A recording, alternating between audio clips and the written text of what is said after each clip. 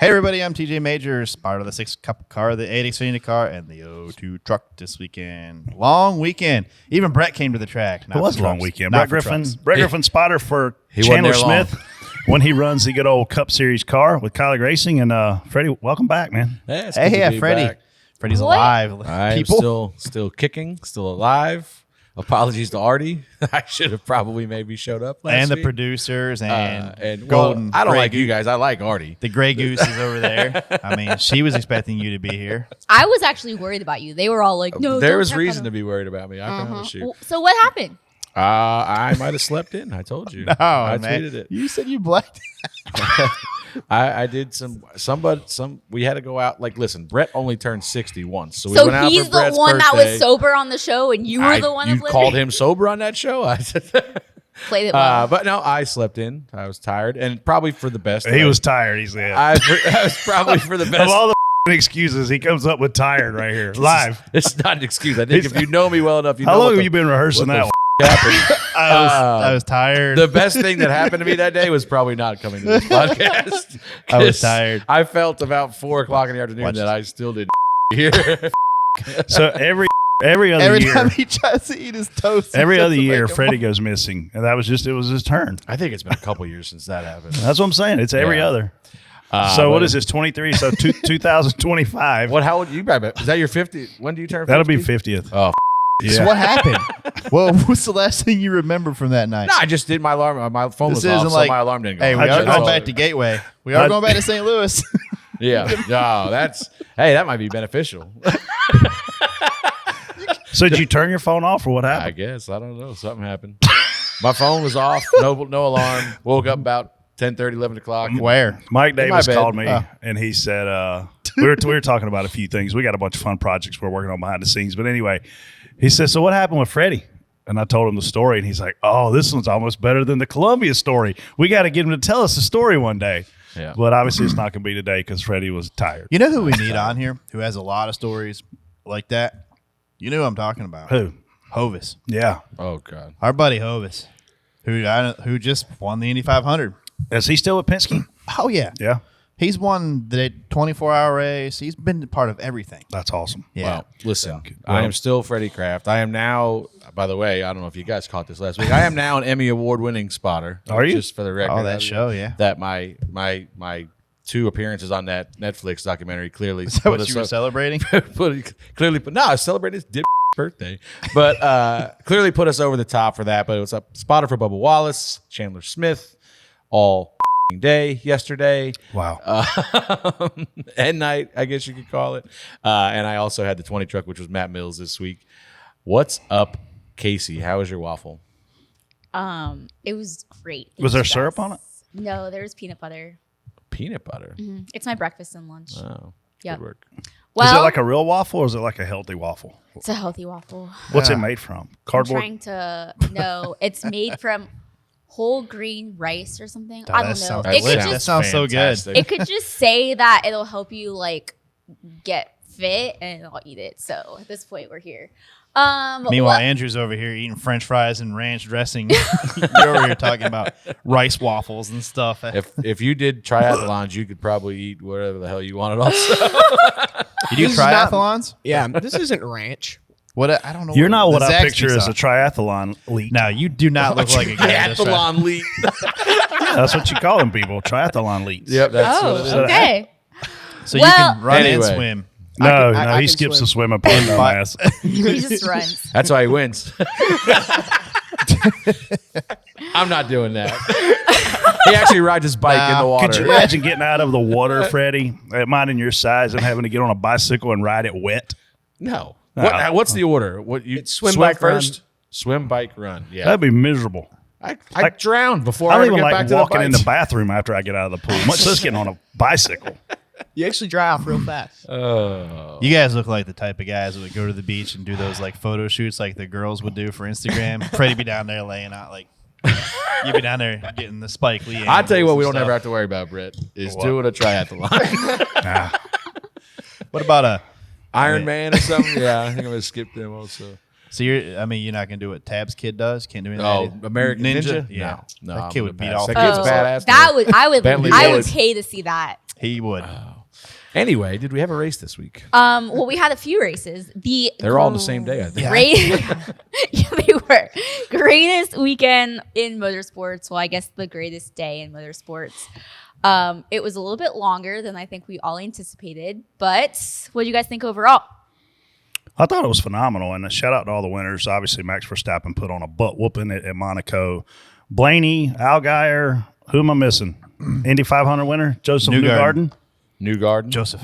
Good day to be Roger Penske yesterday and the day before. Win the Indy 500 and the Coke 600. Every day is a good day. That's probably true. And your man Jesse Love. Oh, yeah. Jesse Love did win this week. Yeah. Please announce him in the media center when he wins. Amanda, I think she Your did wage actually. winner, Jesse Love. But it was a great weekend. I mean, if you're a race fan, it doesn't really get much better than that. Even the dirt world, man. I flipped on Dirt Vision the other night. I couldn't pick what to watch.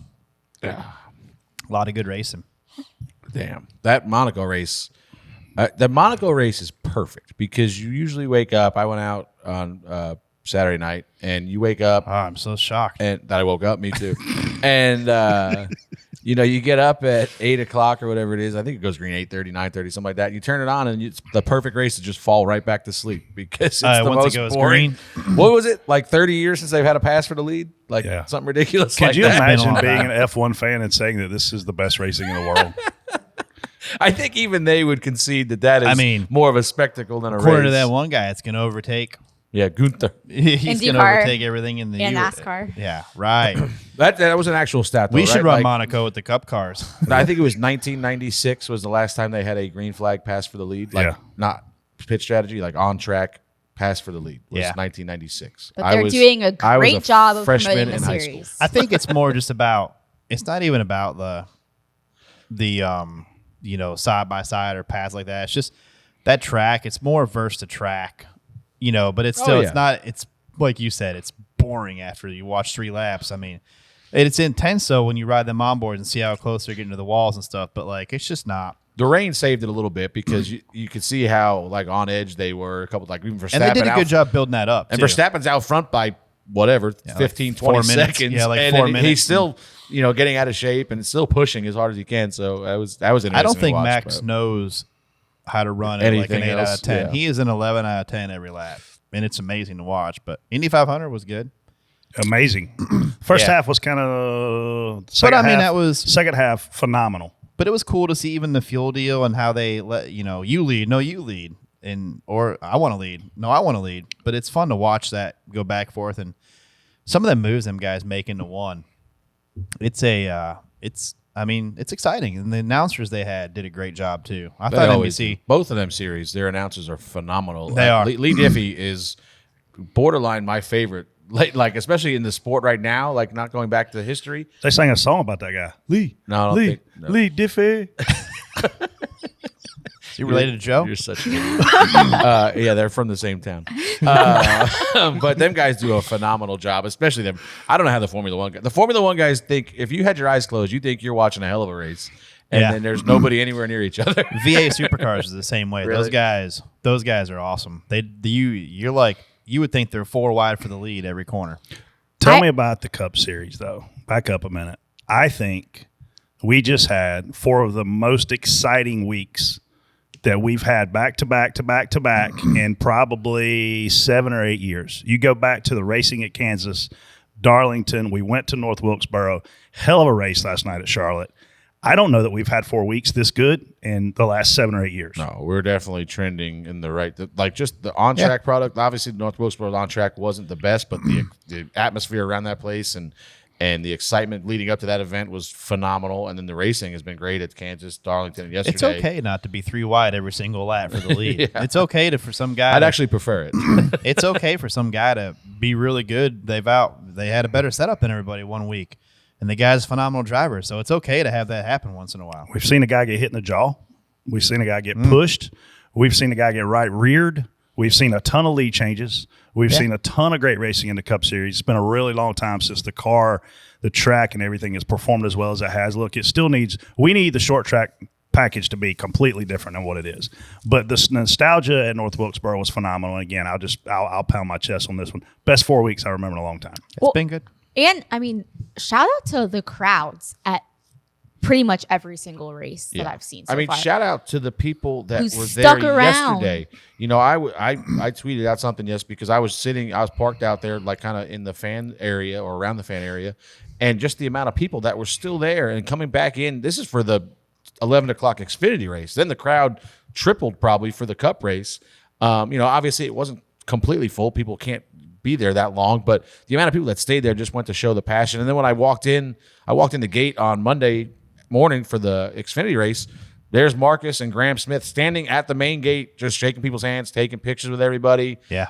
You know, just showing their appreciation for the fact that people stood in. And so just a great job by everybody kind of all around. And shout out to SMI, all those you mentioned, and Greg. I mean, the idea that they had, or a fan mentioned, hey, what if we have a Cup Series ticket, Cup race ticket? Can we come watch the Xfinity race and just fill those empty seats? I mean, that worked out so well. I feel like everyone was happy. A great day of racing, and they did it right. I'll tell you who I wouldn't want to be. Any of them race directors up there dealing with that weather. Oh, man.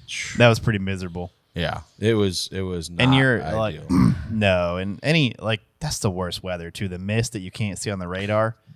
The only complaint I had, and I addressed this with somebody from that side of it on Saturday night, was like, we go so long without hearing anything. Thank God, I think it was Marcus tweeted something on a Sunday night leading into the 600. Yeah. Like, You you just know, want we're hoping something to- just give us your mindset right here, because we went. Yeah. I mean, even on our side of it, we went. 3 We got hours. one update at like 12:45, and then they pulled the plug or something at like 4 o'clock or something. I can't remember, but we went 3 hours without any update On Sunday? on Saturday. Yeah. You know, and I said, man, I don't care what it is. Just say, hey, we're still a go. Just every hour, whatever it is, just or for the fans, just send something out for the fans. Yeah, that I don't way know you can plan. what they say on TV if Yeah. they give any updates on TV, but it's just just something to keep them either interested or going home. But that was tough. But I don't envy anybody in that position, because you're trying to weigh out TV slots, and obviously you're going to lose a lot of your audience if you have to postpone it at all. And you're trying to predict the weather as well. Yeah, So. and then you see, we saw it all day on Saturday, was the radar was clearing up and it never stopped raining. It was just a heavy mist, light rain. We kind of saw the same thing on Sunday. The amount of people that were walking in Sunday in the rain, I couldn't believe it. Yeah. I thought we were going to start. I thought there was a race was getting ready to start or something. There were so many people there going in still, but great crowd. Yeah, and I thought they did a great job calling the races when they did. They didn't stick around all night. They got to a point on Sunday where they realized, listen, if we don't start drying now, we're never going to get started by a reasonable time. So they called the race. They did the same thing on Saturday. Kind of, they realized at early 3 or 4 o'clock that we're in a bad spot. We're going to call this one early. So now your entire day is not ruined. You're not sitting there in the racetrack. Obviously, part of your day was. We were there for a while. My day was ruined because I got home. It was awful nice of you to sit in traffic with all the fans for 2 hours on Sunday. Yeah, that was going to be my what an idiot, my brother, John. Oh no. Yeah. Yeah. He John, sat in traffic? No, I sat in traffic For 2 hours. for 2 hours. What an idiot. Exactly. Was your first race, Freddie? Jeez. John was. Here's how tight these windows are, and we know, like, if you see us after the race and you say hi to us on Did the you way get out- nervous? No. I was fine. I was sitting in my truck, running, ready to go. I was waiting on a passenger. So we talk, if you see us after the race and try to talk to us, unfortunately, we're not going to talk to you, because we have to get the hell out of there to the plane. And, we'll wave, hi, whatever. But stopping and talking is very rare, leaving a racetrack for us. So yesterday or Saturday, was it Saturday? Sunday. Sunday, me and Reed Sorensen are parked next to each other. We get a text. We start texting each other, me and TJ, that we heard about a 6 o'clock meeting. All right, we hear probably 6:30 they're going to pull the plug. So I tell John to get to my car because he's camping with his buddies. So I tell Reed to go. Reed leaves probably 5 to 7 minutes before I did. Reed got right home. I was in traffic for 2 hours. Like, just Leaving. Getting leaving. that sucks. Leaving the racetrack out of that green lot. I would have left him. I should have left him. I would have left him. I don't know if you know this about John, but he will let you down. He will do that more often than not, I feel like. I would have left Yeah, him. I've seen him do it many times. I was the whole ride home, I was just steaming mad. Yeah. And he did not know what to say. He's like, I can't believe a couple minutes makes all that difference. And I was like, it does. Trust me. And I'm gonna tell you what John wasn't doing coming to the car. He wasn't walking fast. He was, the funniest thing was he was in a dead sprint because he knew I was going to kill him. And then he got in the truck and I thought he was going to die.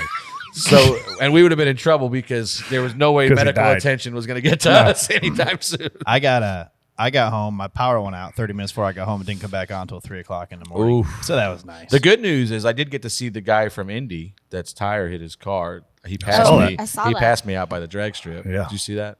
No. It's there It was was a a white girl. car with the nose right in the front of the nose was killed on it. And I tweeted a picture of it. I said, oh, man, I've been in traffic so long. This guy made it all the way from Indy. What do you think? How about that? Listen, Yeah. like we could joke around about that now, thank God, Oh, but that man. could have been a disaster. Like a full blown, multiple fatalities in the grandstands if that tire I goes. can't believe it didn't doesn't mess that car up more than it did. Yeah. It must have slowed down or hit something else before it got to that car. I mean, how does obviously. it slow down? It's coming down. Well, it's just bouncing, Yeah, but, maybe. But I mean, Maybe. Thank God it didn't hit that grand. Yeah. I mean, I saw an angle kind of from a straightaway, so I couldn't tell exactly how close it was, but it looked a hell of a Did lot it hit closer. the top of the fence? I don't know. No. I didn't know the it tire didn't. It went flying right out. over it. It Yeah. went between the hotel and the end of the grandstand. Thank God. I didn't know. Someone said it clipped the top of the fence when it was going over just a little bit, and it I don't shot it think up so. a little I bit didn't higher. see that. Yeah. I think it was way I over did the too. top of the fence. That's what I thought. And man, Oh. that was scary. I didn't We had even that see the happen wreck. here. We had that happen here in Charlotte years back, 20 years ago. And yeah, you never want to see debris going into the grandstands. I mean, we saw Larson's engine end up in the gate Daytona, at yeah. Daytona, and the tire went in the stands that day. Fortunately, where it landed, it didn't hit anybody. But no, I mean, you're talking about something that weighs probably 50, 60 pounds going 100 plus miles an hour. That Yeah. thing would be like a bomb coming at you. We've seen some big wrecks like Elliott at Pocono. That was big. That Larson there, Austin Dillon at Daytona, right in front of us. Yeah. I remember that. Austin Dillon one was scary. Yeah, we I had family sitting down there for the Austin Dillon one. won that race, and Dale Jr. As soon as we crossed line, I'm sure you heard that he's Oh. my gosh. I'm like, yeah, it's pretty bad. Yeah. Well, that was crazy. Thank God everybody's okay. That could have been catastrophic. But what a race. Hey Freddie, what in the world happened to you guys at the end, going from 16th to 4th on that last restart? Just hauling ass. I We were hauling mean- ass all night, but then we would unfortunately have to pit. Things didn't go so well on pit road for us last night. Just started really on whatever day they went to tech. We failed twice, lost our pit box selection, and that was just a snowball's effect of just bad happening on pit road. We came in one time. They looked at me like maybe the first stop we drove up. We had a bad first run. We went backwards to about 20th, 25th, somewhere like that. Just kind of, we know it's a 400 lapper. We don't care. We're just going to try and get to this comp caution and figure it out. So then we drove back up into like the top 12 or so. Had a bad pit stop, went back, drove back up again, had a bad pit stop, go back. And it was just kind of circumstantial stuff of one time it looked like the jack got dropped a little too fast. The right rear tire wasn't on. Green flag stopped. The tire rolls away. We get a green uncontrolled tire or interference of pit penalty. Our pit box was we were having to go around the 34 times. Then the 48 would come around us and the 7 would come around him. So nobody could really position themselves to get out of their box. So we'd all jammed the 4 of us up. Well, one time late in the race, we were back up in the top 10. And this is something I wanted to ask you guys about. 34 car loses a tire, right? We're on the green flag stop. Yep. 34 car loses a tire. So that's an automatic 2-lap penalty now as part of the penalty on top of the crew member suspensions. So he comes to pit road. Well, they hold the 34 in his box for 2 laps. And now I've got to go around the 34 with the 48 coming around me, so I can't get in my box to stop short. So now I end up Bubba. People love when we say I on here. It's a fan. I love it. But so I come around the 34. The 48 blocks us in. The 7 blocks the 48 in, and it's all because NASCAR's making this guy serve a penalty when pit road is open. Like I feel like that penalty should be either before they open pit road or when we're done with the cycle, because now the 34th race was over anyway. He was going to lose laps and be done there. And now you've penalized me, you've penalized the 48, you've penalized the 7 for something that the 34's tire fell off. Well, I think it's just easily avoided when you say, okay, we're done with the cycle. Now bring the 34 in. And you know how to fix this, right? Don't fail tech that many times. Oh, obviously, but it wouldn't it could be anybody. You know what I mean? It could be, but obviously, I said from the get-go, we put ourselves in the hole by failing tech. But Yeah. if that's the 48th box when he doesn't fail tech, it's just the way it works out. He didn't do nothing wrong, but now he's getting penalized for the 34's mistake. Like, that's not right, in my opinion. I think it's very easily corrected by let us all cycle through and then open pit road or close pit road, bring him down, serve your 2-lap penalty, and go. It doesn't have to be under yellow. Like, hold him for a lap and a half and then send him. Like, it shouldn't be We a used penalty. to have a penalty box at the end of pit road. It should, yeah. Remember that? It shouldn't Bring be a him down here penalty and park him. for other guys around him just because he lost a tire. Like, we had nothing to do with that, but it cost us 10 spots, and that's why, to answer your question, we were so far back with a fast race car, but we just Maybe he didn't want to pit by you either. we just made the top work on all the late restarts, missed a couple wrecks, and found ourselves with. I mean, we were really good all night, or we were pretty good all night. I shouldn't say really good, but When you say misdirection, did you throttle up again? yeah, I hammered down, no chances. I didn't want to slow down. I tell you who wasn't happy with Bubba Wallace yesterday. Yeah. Who's that? Bodie. Bodie? Bodie met Bubba at the back of the hauler. We were over there hanging out with Tyler, and Bubba came by, and all Bodie talked about all morning was, you think Michael Jordan's going to be at the racetrack? I mean, literally, this kid's 10 years old. It's all he wants to do is meet Michael Jordan. And I was like, Bodie, I doubt it. Like, it's Monday. It's Memorial Day. I doubt he's here. Daddy lives in Charlotte. He owns the Hornets. You know, he's probably going to be there. So Bubba walks up, and Bubba and Bodie were talking, and Bubba goes, hey, you know MJ's here, right? Bodie's eyes light up. He's like, he looks at me. He looks back at Bubba. Bubba goes, I'm just messing with you. Oh, and my he walked God. off. Bodie was not happy with Bubba Wallace. I can tell you that. Neither was Aric. Neither was Aric. Maybe Bodie got there's to Aric. probably a list of people. Maybe Bodie got to Aric and said, Aric, I need you That to was, handle and listen, I'm a University of South Carolina diehard fan, but I grew up in the 80s watching Michael Jordan play basketball and Jeff Lebo. And I mean, you could go down a list, all the freaking awesome basketball players North Carolina's had. To see that Jumpman car and that Air Jordan logo on that Carolina blue cool. car was freaking awesome. If you grew up in the Southeast, or if you're in your 40s and loved college basketball, like, how can you not look at that car and just go, man, what a awesome, simple paint scheme. I couldn't believe the hate. Like, I saw that scheme getting like tons of hate on the internet, and I'm like, this scheme is perfect. That's like, from what people who sites- don't understand What branding. sites you looking at?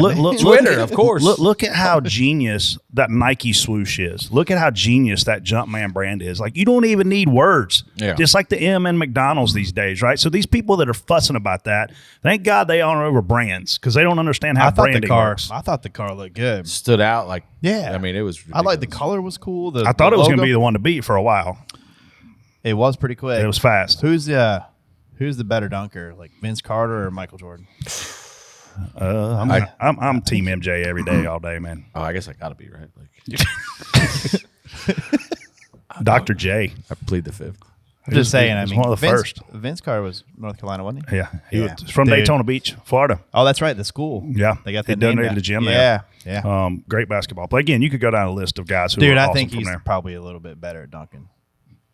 Yeah, maybe. All right. I mean, he's crazy. Okay, well, on that note, great topic, guys. Let's head into spot on, spot off. Thanks for showing up, Case. I was on time. Bye.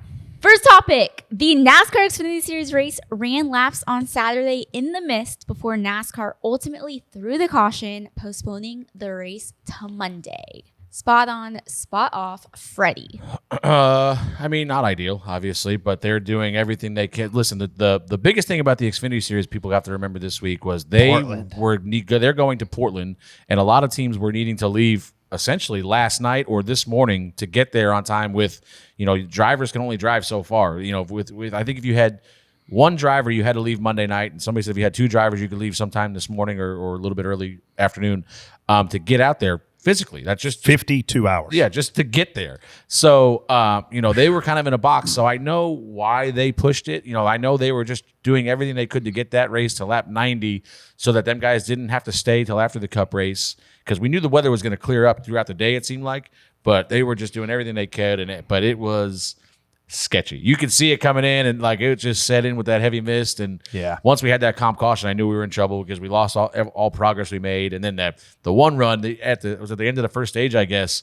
It was really slick. Like Chandler, I seen he went to the bottom one time to try and run the bottom of 3 and 4, and I thought we were going to wreck. So and you could see the lap time was slowing down by like a half a second because guys were just couldn't go as hard as you wanted to. Yeah.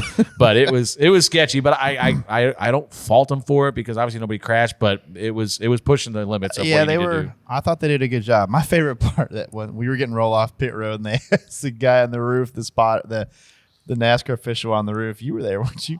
No, you weren't there Saturday or Sunday. He wasn't up there for that part. I thought you were. Oh, you weren't Cup there race. Cup race yesterday. only.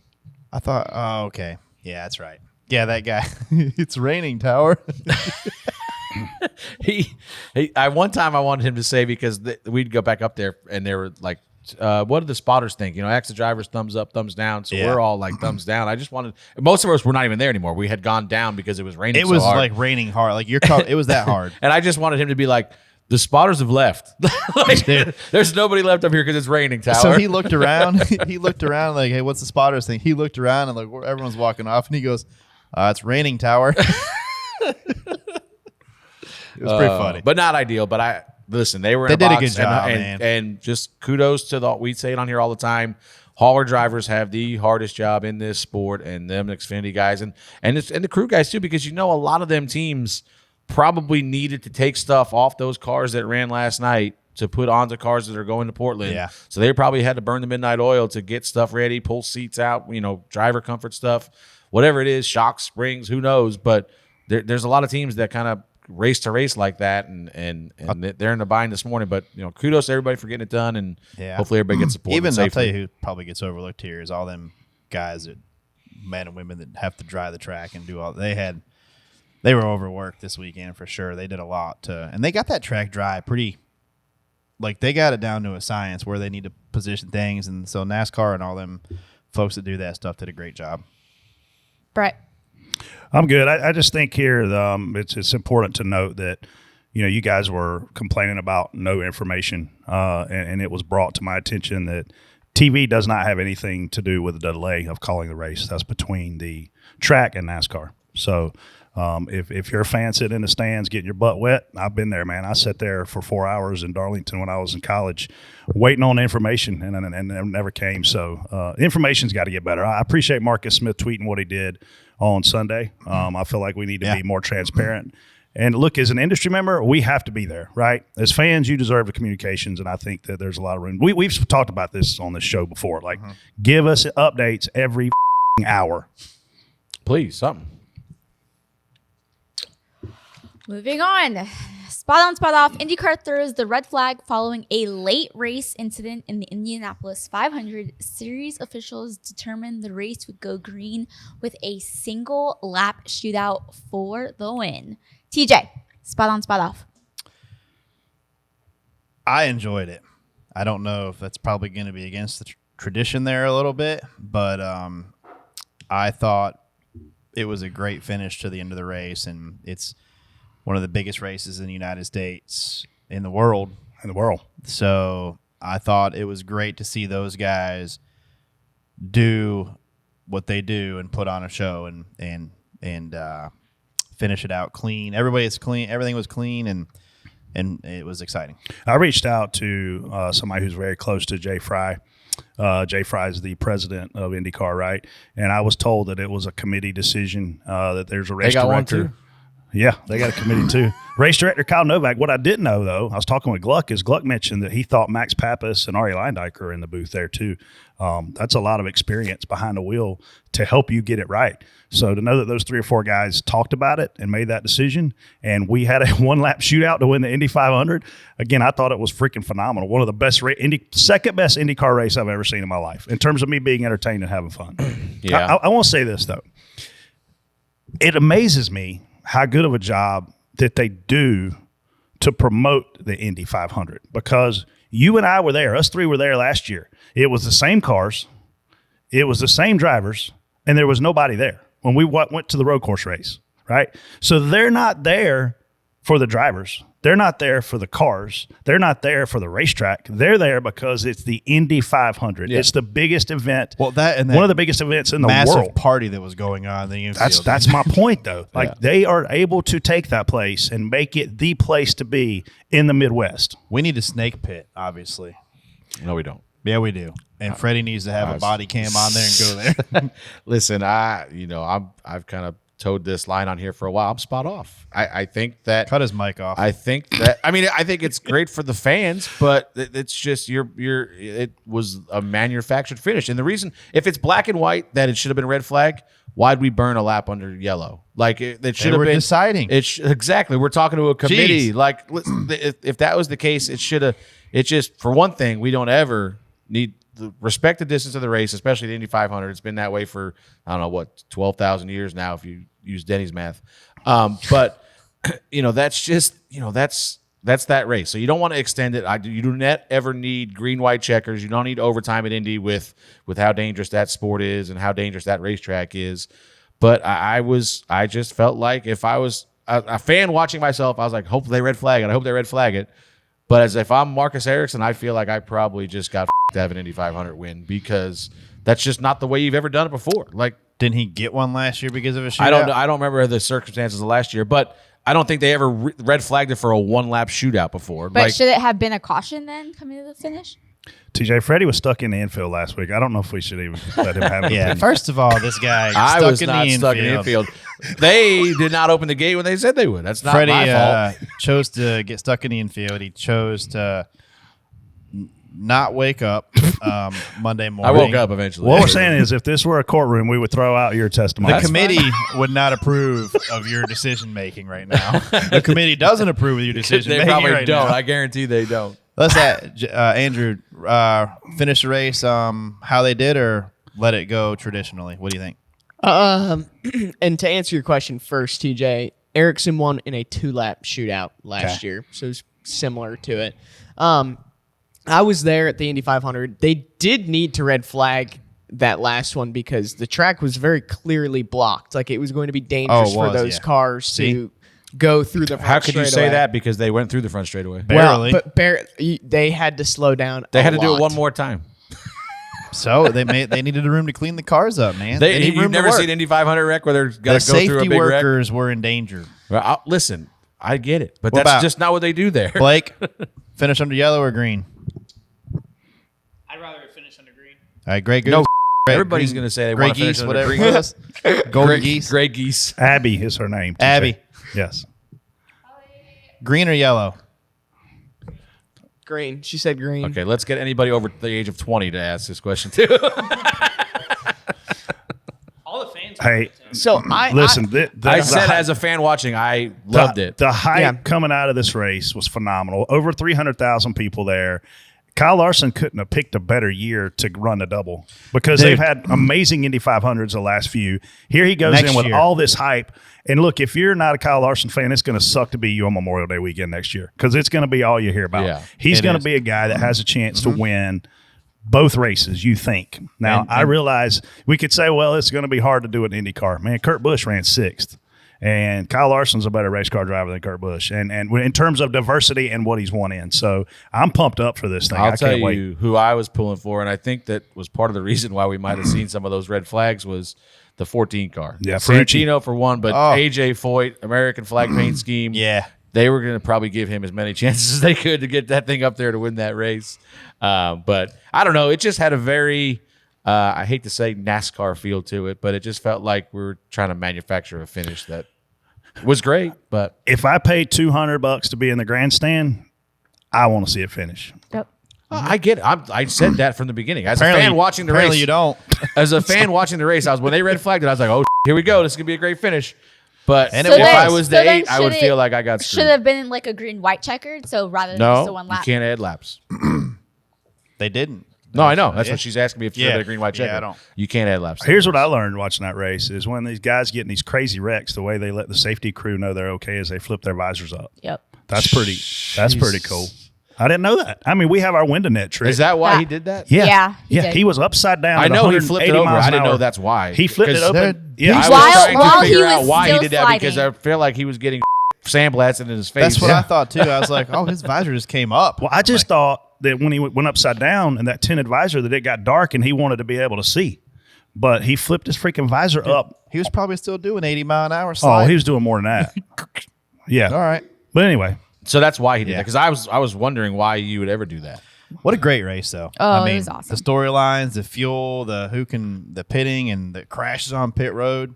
Were those teammates that hit? They were, weren't they? I don't. What idiots they were. would pit around your teammates of that race? So that if one messes up, it screws both of you. They all do. I think that's a team. Like they all pit together. I think that's dumb.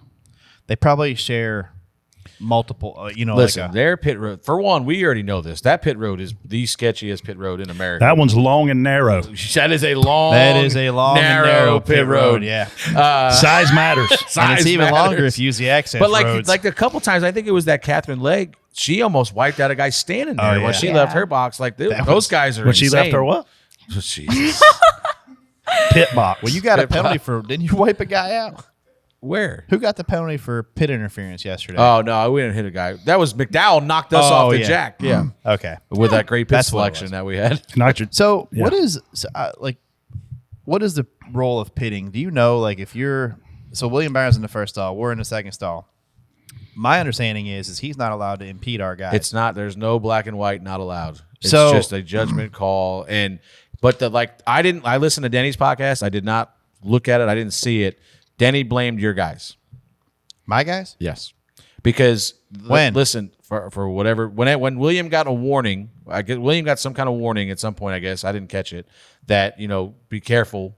But there is an orange line there, but there's no definitive like if you're under that, over that, hit that orange line. He said Denny blamed Denny. That's my Denny stall in didn't the orange. blame your guys, but he said, and I've done this before. I don't know if you guys do it. If you're following a guy down pit road and he's pitted directly in front of you, you almost have to leave a car length gap to give your guys room to run between the two cars, or else you're setting them up to run into the side of the 24 car. And obviously, I think that rule is more in place for a car sitting in the box. That that orange line that's there now, that they've never told us a black and white, whatever that rule is. But I think if there's a car sitting in the box and you shortcut it a lot and clip that right front tire changer or affect them in any way, I think that would be a penalty. I think this is more, just So then what's the warning for? I think it's just watch it. You're cutting it close. Be careful. I mean, all four tires are driving straight through where my car would sit. Yeah, listen. Like, what's the warning for? Either to me, it should be. Like I said, there's no black and white about it. It's all judgment from the from the booth. It's not like driving through too many boxes where it's black and white. But then he got a warning, but then nothing was going to happen if he did it again. But maybe if he did it again, they would have penalized him. Maybe, but was twice. But if there's no rule on well, it, yeah, I don't know. But like I said, it's not a cut and dry deal. And if maybe I don't know that you want it to be a cut and dry deal because then you're going to be Then why put that orange? a lot of I don't know. I don't, If you're gonna use it, yeah, I don't know. You know what I mean? I can't remember. We had a meeting about that at Daytona. Yeah, what's that orange It box was very for? vague in that meeting. Has one penalty been called from that orange line yet? No. Okay. Next. all right. Well, They made it clear in that meeting that orange line's there, and you're gonna have to do something really stupid to get a penalty. Like basically, hit a tire guy. That's hit somebody that's changing a tire, or you would have to do something really egregious to get that penalty. spot on, spot off. Aric Almirola said post-race he wasn't going to take a cussing from Bubba Wallace after Almirola shoved Bubba during one of the red flag breaks at the Coke 600. Spot on, spot off, Brett. Well, what allegedly happened is Bubba Wallace flipped Aric Almirola off. And Almirola said that Bubba was racing him bad and he was trying to give Bubba room. So I think when he shot him the bird, Almirola got mad about it. And he walked down there to ask him about it. And clearly Bubba had some words that Almirola didn't like. So Almirola shoved him. I'm here for the drama. I'm spot on for the problems. I didn't even know about it until probably we were getting ready to go back green. I didn't know about it either. And somebody had said something to me about it. And I said, well, if I had to guess, and listen, Aric talking, like I saw one of Eric's interviews was like, he raced me dirty and I was giving him room. That never happens. These guys don't like each other. I don't know what the history is there. They don't like each other. They race each other like idiots all the time. Like we don't ever cut him a break. He never cuts us a break. It just that. So him saying he gave us room is not true. He drove into the back of it. He drove into the side of us going into 3 at one point. Like, okay. And I'm sure that's probably, but I knew when I saw them mad and I saw the video, I forget if it was Jimmy Fedua or Nick Payne maybe was standing there. I said, I bet you, because we raced hard for like 3 or 4 laps, and it was just kind of crossover move and side draft, whatever. And I said, I bet you when we got the better end of it, we got a big run off of 2 and cleared him down the backstretch. And I guarantee you, this is when probably into turn 3, I said, I guarantee Bubba flipped him off. Then Aric was obviously mad about that. And then we got out, and right before that red flag, we had just come to pit road and a green flag stops. and we had an uncontrolled tire roll into the 48th box. So we had to come back, serve a drive-through, lose a lap. So now I know this is like the third or fourth instance we've had on pit road this race. Not any excuse, but I know getting out of the car, Bubba is irate because we just potentially threw our race away because now we're a lap down. We're 26. We've been top 12, top 10 all night. So now I know he's irate. So the second that I see Aric say something to him, I was like, oh, I guarantee. Aric said something. Bubba said off, essentially. Like, I know he's irate, and Aric shoved him. So I was just, but I knew in the moment, I knew exactly what happened right there. Without, and then finally I asked Joel, like later on between the two races, I said, did you ever hear what happened? He said, yeah, he flipped us off. I said, yeah, that makes sense. I just blame you. You're the That's fine. I mean, run into me at Fontana last year, the All-Star race. You missed the bottom in one, just run us up the hill there. Then we're running Charlotte first 2 times. The All-Star, you pushed me around the racetrack for 3 laps before you could finally get around to us. the 5th groove in the 3rd lap of the race. Then at Charlotte, we're running here. Everyone gets to the bottom of 3 and 4, just grabs the paint on there and holds it till late. Nah, here comes the 23 right up the racetrack into the. I'm like, he's coming up to you. Clear. Get ready. I'll tell you what, man. It's Freddie's fault. No practice, no qualifying, 600-mile race. And I'm race. telling you, all the racing yesterday, if you're a race fan, you can appreciate the art that went into those races and the art that it takes from those race car drivers because, man, they were making some awesome moves in both races yesterday. Mm-hmm. Bubba was doing one hand, apparently. You can't yeah, with one hand out the window. I used to love a Michael Waltrip race because Michael Waltrip is about 6'5", and his arms are about 6'5" long. And when he would flip people off down the front stretch, his arm be in their window. Yeah, you would see his armpit hanging out the window. I miss that, Michael. That was a good old days. And these guys, like I said, I don't think these two like each other at all. But like if you see like Bubba and Corey or Bubba and Blaney, and I think like back in the day, Elliott and Dale used to do this, like the shocker or whatever. These guys make hand gestures to each other every time they pass each other. But this was not a friendly one. I don't think. This is real life road rage, people. Like you're driving down the road and somebody flips you off, and you get mad and you get out of the next stoplight and you go punch him in his window. Like that's what's happening here. I wish these guys had like tractor trailer horns. But, the biggest thing I learned the last 2 weeks, I'm gonna have to take this some fingers together or something. We've got an issue. Spot on, spot off. Denny Hamlin says Chase Elliott's move was a quote tantrum. Ooh. He shouldn't be racing next week. Right rear hooks are absolutely unacceptable. Spot on, spot off. Ooh, Freddy. Gotcha. I feel like I've seen this somewhere before. Spot on for Denny's comments. Obviously. And listen, like we have a lot of fun on here about me professing my love for Denny and joking around about that. You can take Denny Hamlin completely out of this entire equation, in my opinion, would not change one bit. It could be somebody like Ross Chastain that maybe deserves 100 paybacks from 100 different people.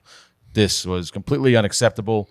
Denny moves up the racetrack, squeezes Chase. Chase gets in the fence, comes down pretty clearly to me, intentionally hooks him in the left rear. They also the touched right on the and, backstretch. Yeah, before that. Yeah.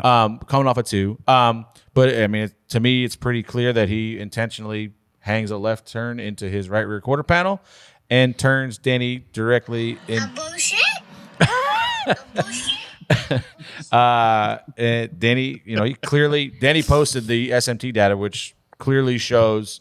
I didn't play it again. Yeah, keep going. Clearly shows that he hooked him in the the right rear with a left turn. So this, to me, I think that if Chase is not suspended today or tomorrow, next week's probably going to be my last week with a hard card because I tweeted last year that Bubba Wallace's penalty was unprecedented because nobody had ever been suspended before for intentionally hooking somebody in the fence. And let's get something clear because I see all you idiots out there talking about, Bubba did this and he did something different. He went down there and tried to confront him. Steve O'Donnell clearly said in his quote, Bubba Wallace was suspended for what happened on the racetrack with Kyle Larson and the incident that occurred, putting other drivers at harm. You can go up and read the quote. But listen, so that eliminates anything else that happened after the wreck. But so the precedent's set. You suspended one guy. If you want any integrity in your sport, you had better suspend Chase Elliott this week. Chase Elliott has one big thing going for him, and that is the name Carson Hocevar. Because entire how many fan base? times has he done this and they not do anything? Multiple. I don't know, 4 or 5. I think But that was also before the last guy they suspended. I think it's the exact same thing as what Bubba did to Larson, and I thought that was dirty. And I think what Chase did to Denny is dirty. It's the equivalent to sucker punching somebody in a bar. If you want to get in a fight, get in a fight. Man up. I don't know if that's sucker punching because Denny actually did put him in the wall, so there was kind of a pushing first. But do you think Chase's day was over at that point? No, it wasn't. Do you over. think his car was really hurt? No. Do you think Elliott's response about having once you tear the right sides off these things, it's over? I saw Austin Cindric pound the fence in turn 2 and drive it to pit road, change the tires, and take back off. These things don't break like they used to in the first. We were all, the first 6 months of this car, where some issues with stuff, but people have figured out they're durable. We don't just break steering now like we used to. So this isn't the first time this year where the steering is broke and the guy drives it. I showed you an instance where a guy said his steering broke after turning left on a straightaway and drives it all the way to the hauler after going 2 laps on the track and then his pit stall and then turns behind the wall in a sharp corner at a small track. So to Freddie's point, these guys also have a history. I mean, we talked about Bubba and Almirola having a history. We don't know why. Denny and Chase have a history too. Denny wrecked Chase. Chase wrecked him back, took him out of the playoffs. Denny got hit at Martinsville in the chase, according to Denny. Well, I'm just telling you, there's a history here, and when you right rear somebody and turn them head on into the wall, I can't support that. No, I don't. That's seeing the in-car camera of that, and knowing that that's preventable. I get it if you're 3-4 wide and everyone's last. You know how it gets off turn 4 when you're 3-4 wide. It's tight, but this is. And let me tell you people something else. The 6 car had nothing to do with anything that happened right there. Come on, man. So when I'm you loving see my timeline here. when you see that replay, especially the aerial view, and you think the 6 had anything to do with Chase taking my wrecking word, an Denny, idiot. you're an idiot. Yeah. Listen, I said it on here last year after Vegas. It's completely unacceptable to ever do that. That's not something you could ever do. No, Exactly. You cannot blame the 6. My guy, right or wrong, you cannot. It's not acceptable. You can't do that. You cannot react that way. You can't overreact that way. Listen. Thank God for the safety improvements we had since 2001 because that was the exact same wreck that killed Blaze Alexander. Blaze Alexander. I watched that live. me too. That was the same spot, same thing. Come across the. I think it was the 2 car maybe and back then, but. Same exact spot, hooked. Not. I don't know if it was intentional back then, but same hit. It was right not before the intentional. wall. No, racing happens. That at that and track. it's just that was a head-on shot. I've seen some of the pictures of the cockpit of Denny's car. The steering wheel looks like it's turned inside out. That was an unbelievable bad angle to hit at. And listen, it's just I don't know. I think he let go what's of the going to wheel come out of my too, didn't mouth. he? Denny eventually did. It yes. amazes me that he gets hit in the right rear quarter panel. And I think he had his hands off the wheel before he hit. If you're Steve O'Donnell, do you suspend him, TJ? I think you set the precedent already. I think when it's a preventable accident like that, and who knows what Denny's medical condition is going to be later this week. I don't know. He was talking to me. I don't know if you guys listened to his podcast this morning, or I recorded last night, but it was something he said he couldn't hold his head up. His neck muscles were so sore. Yeah, because they stretch 12 inches. Let me see. I got the quote right here. Our actions are specific to what took place on the racetrack. And when we look at how that incident occurred in our minds, a really dangerous act, we thought that it was intentional and put other competitors at risk. And as we look at the sport and where we are today, where we want to draw the line going forward, we thought that definitely crossed the line, and that's what we focused on in terms of making this call. They have to stick to that then. They have to. That's Steve O'Donnell's quote from after Bubba's suspension.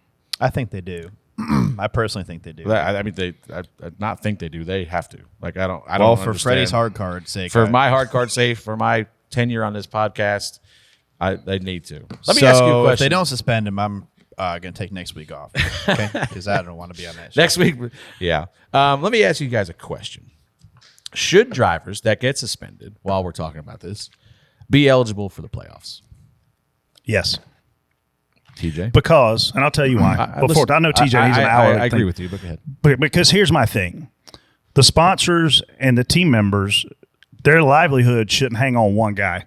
Because in any other sport, we're going to have a quarterback that gets suspended. Well, another quarterback comes in and plays, and your team can still make the playoffs. Yeah. You can still win a championship. You can still win the next game, right?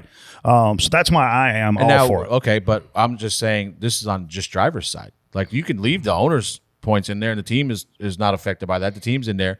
But my point is, this doesn't really affect Chase if Chase is or not suspended. But say a guy like Byron goes out there and does something that, especially on track over aggression, does something that warrants a suspension. What does that cost him? Nothing. Nothing. Maybe $75,000 to $100,000. Yeah. I don't think suspension like that's for that. It's them to sit out a week, sit in your car out there. But if you're not losing anything, what's the point of it? Like, in my mind, and this is obviously just me spitballing, whatever. Like, I think if you are suspended, if you're William Byron and you do something egregious enough to get suspended on the racetrack, this is a big deal. Like, you're doing something that's harming other drivers or putting other drivers at harm. This is a big deal. This isn't something to gloss over. You should lose whatever playoff eligibility you've already garnered. Like, you should not have playoff points. No. Or you should not. Your wins already should not count. You have to win again or point your way back in. You have to make this hurt to get these guys to stop doing this. Because obviously it didn't stop when Bubba got suspended last year. So you have to make this hurt. And right now, you don't get – there's no penalty. I mean, I'd agree with taking away your playoff wins. Take away you're not locked in any longer. You have to win again or point your way in. Yeah, but as a spotter on that team, I shouldn't be penalized for my driver doing something And as stupid. a sponsor, But you're not. You're as a sponsor who's missing out on coverage, who's missing out on potential activations, it doesn't matter. This is the point. It has to hurt. Well, It's Freddie's got to saying hurt. It's got to hurt somebody. But when Bubba got suspended, did it make him change the way he drove? Is he driving less aggressive and taking things He out is not on track? driving less aggressive. No, What if As far as taking things out I think on it's track. is he more mature when he gets frustrated? That's the question. That's where I'm maybe? getting at. But So listen, to Freddie's point here, what if this takes Denny out for a month and Chase sits out a week? Is that really? I mean, that's a good point. like my point is, a suspension to somebody that's already locked into playoffs means nothing. Because it's maybe 4 or 5 playoff points, Yeah. and maybe 20 or 30, 40. He's locked in. He season knows. points. He's locked He in. can- He's good. He can do basically whatever he wants. So wants. you could go hook somebody. If you know you're locked into playoffs, you just go hook somebody because what's the worst going to happen? They're going to suspend me for a week. I'm good with that. I mean, they got a sub already, ready to go. But if you take it away where, listen, you're no longer locked in now. You've got to either win again or have enough points to get in, which most of these guys will. But make this hurt to make these guys think about this stuff again. Like, think twice, because we saw if this is the message was supposed to be sent last year when they suspended Bubba. Well, Chase didn't get that message apparently because he just did the exact same thing. Rick Hendrick has 296 Cup wins. Obviously, the most successful winning owner in NASCAR history. Brilliant billionaire guy. It seems, though, with a lot of these things, Hendrick gets a little bit of preferred treatment. Do you agree with that? It definitely seems that way. I don't know if that's the case or not, but the perception is out there, and the perception is out there throughout the garage. Not just us 3 idiots. But sitting what here. are you getting at I think now? it carries further than the garage too. I think Yeah, it's like fans, everybody. Big Al's. What are you getting at now then? Like, they haven't announced a suspension yet. They could still listen, we suspend were it. just a year ago talking about him driving on the racetrack, Chase Elliott, the 9 car, the most popular driver in NASCAR currently that's sitting in a race car. I still think Dale Jr. is more popular. But we were just talking about here, he was driving on the racetrack with his deck lid or whatever it was hanging off the back, and he didn't get red flagged. So, I mean, we see what we think teams get away with. Like, it just seems they get away with more. We have race altering rules in place. Chase Elliott says on the radio a couple years ago, "Where's that 4 car? I'm going to go back out there and help my teammate," or whatever. Goes out there and cost Kevin Harvick the win at Bristol and helps Larson get it. Like, there's been instances where obviously you saw this here earlier with the appeals panel. Like, there's instances. But then he gets fined and points and money for changing the outcome of a race. Yeah. And yet and they we still let that go finished on. the race. They both came around and finished. Question: if this was a situation where it wasn't Denny and it wasn't somebody who is very popular, has his own podcast, has a very large voice in the sport, rightfully so, Owner, driver. do you think that this would get as much coverage, as much Yes. eyes on it? I It said should. when I started this conversation, I started and saying you can take Denny Hamlin out of this equation and replace him with any person in the sport. It could be J.J. Yaley. It could be Josh Bilicki, who didn't get me a win in DBC picks this week. Like, it could be anybody in the sport. When you right hook somebody into the fence like that, it is completely unacceptable. guess we'll find out. Spot on, spot off. The Coke 600 resulted in 16 cautions and 31 lead changes among 13 drivers. TJ. I am spot on for that race. I thought it had a little bit of everything. Strategy. There was passing. It was hard to pass. I think people, once again, some probably see it, but how good these drivers are at being very precise on the racetrack. That's what you see at Charlotte now in these races. I think so. I mean, maybe you see it differently, but these guys, you know, when you catch somebody, how precise you have to be, and you can't just drive up to the guy and move him. I mean, you gotta be. You can't miss the corner. I mean, you're fighting air. I think it's a great race. I'm spot off for cautions. I'm spot off for lead changes. Andrew, were you drunk when you put this in the show? Just wanted to showcase the good Coke 600. How are we supposed to spot off this? Now, that One of the lead best changes. 600s in history. Was No. that lead That's change? what I I'm was spot like, off. I was there till midnight last night. I'm spot Well, on. I do have to give a shout out to Justin Haley because he now holds the record for racing the most miles in NASCAR history on a single day. So, Wow. He beat Ty Gibbs by a lap. yep, he went 898.5 and Ty Gibbs went 897 last night. Ty, you suck. You know driving some. You almost had it. I'm just kidding. That's cool. Yeah, I mean, phenomenal race. And listen, to your point, TJ, like we talked about this on here before, you've seen two of the I would put them in the top 5 car control guys in the sport, Christopher Bell and Kyle Larson, spin out. Just On their own. spin out on their own. Larson did it on a restart. That's what triggered that big wreck with Gibbs and Logano down the backstretch. And then Bell just lost it off a 4 one time. Yeah, I was watching it. You know, so listen, these guys are on edge yesterday. They were, and the one thing that I will say, this place, and I don't have any data to back this up, but I feel like this was the best place that we have applied anything to the racetrack to make the racing better, because you could race seemingly all over the place yesterday. You could run the bottom, you could run a lane into the grip, you could run the wall, you could run almost anywhere and find a way to make speed. You basically, you know, like Casey asked me how earlier we just got through the traffic. You just had to go wherever they weren't. And some places you can't do that. You know, some place, like we talked about North Wilkesboro last week, there was nowhere else to go. You had to follow a guy or move him or whatnot. You know, there's a 1-lane deal. So, you know, that place there, for whatever reason, lends itself so much better to that grip and that resin. And thank God that resin has come around and replaced the PJ1 or whatever it was, because that stuff is so much better. So, like, that PJ1 would have been ice if after all that rain and moisture the other day, and the resin, it took like 5 laps and it would come right back in. I don't even think it took 5. I Yeah. think it's almost there right in the beginning. It was a phenomenal race. Shout out to Justin Haley, too. People don't realize, man, when you go get in a seat that's not mounted for you, how much of a struggle it can be. Because I would say Justin is, 8 inches shorter than Kyle Busch? 7 inches? At least. I mean, it's a bunch, right? So the pedals weren't for him. They weren't fitted for him. The seat wasn't fitted for him. To get in there and run the most miles ever in one single day in a car that wasn't made for you, like, shout out to him for that, because I promise you he wasn't comfortable as he normally is. 2 completely different style driving cars, too. Yeah. So Shout out to Blaney.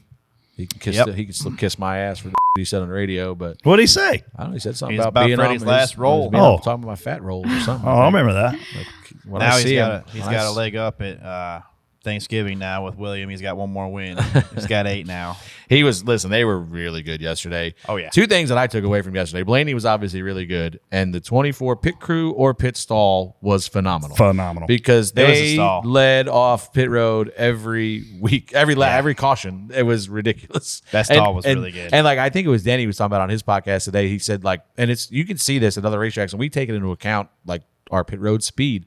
But the position of the camera is always different at the end of pit road. Sometimes it's right outside that first pit stall. Sometimes it's out towards that yellow line, and you have to get rolled. Like now, like, but the last night's was very close. It was 3 feet. Yeah, it was very close. So Yeah. all Byron has to do is basically leave the pit box, roll out of the pit box. He's 3 stripping cars that pass line, him, and he still gets yeah, him and guys back. would go by him, but he's already ahead of him because of where the line's located. Yeah. I But think that needs to be changed. I'm not. I think the It's a camera huge should advantage. be in the same spot like obviously not same spot, but same location in relation to the outline or something. It should be 10 feet every time or whatever it's going to Yeah, be. But it's way too close at Charlotte. That is a huge advantage. Yeah, because you don't have to do it. Like all you just got to do is go Get like in gear. bump the beams. Yeah, you're just all right. We're good.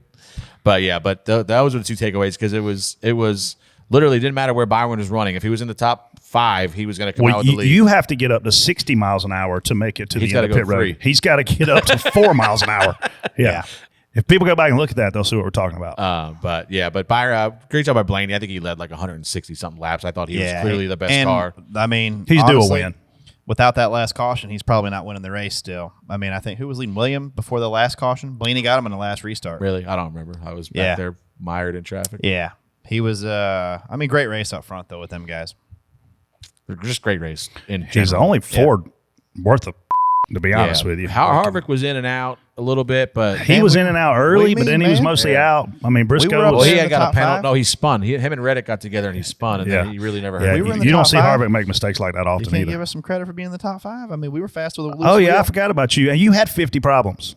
Yeah, But, we had you know probably- who else was good? You know what wasn't one? You know who else was good last night and has been good, but they had an issue on pit road that knocked them kind of out of the race, has been Buescher. Buescher, I think, was like top 10 in points in May because I was listening to Gluck and them. And like Buescher's been on a roll lately, had good speed. He was up front. I think he won a stage yesterday. He did. So, they've been solid.